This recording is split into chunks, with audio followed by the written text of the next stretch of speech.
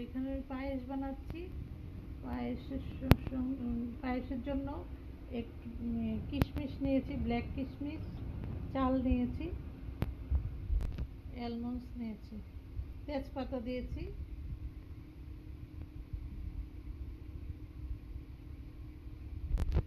এখন এটা জাল হচ্ছে।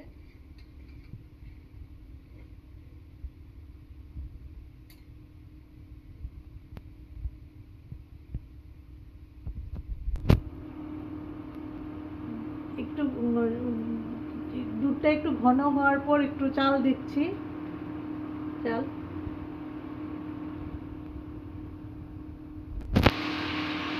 এটা হলো খেজুরের গুড়। পায়েসটা করব খেজুরের গুড় দিয়ে। এই যে খেজুরের গুড়টা একটু পরে যখন একটু সুসিদ্ধ ভাত চালটা হবে দুধের মধ্যে, তারপর দিয়ে দেবো। পায়েসটা প্রায় হয়ে যাচ্ছে। এখন এটার মধ্যে একটু কিশমিশ দিয়ে দিচ্ছি, ব্ল্যাক কিশমিশ।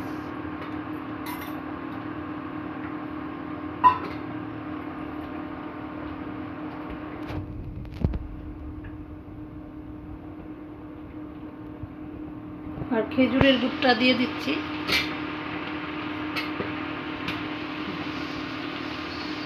এখন একটু নাড়াচাড়া কিছুক্ষণ নাড়াচাড়া করতে হবে।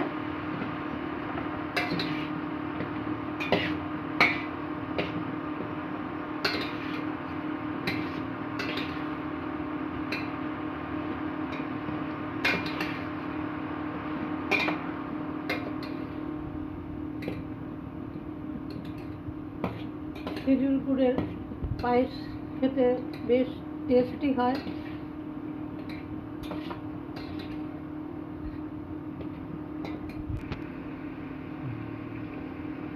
পায়েসটা হয়ে গেছে। এখন পায়েসের কালারটা বেশ সুন্দর হয়েছে। আমি বাটিতে, ঠান্ডা হলে অনেকটা ঘন হয়ে যাবে।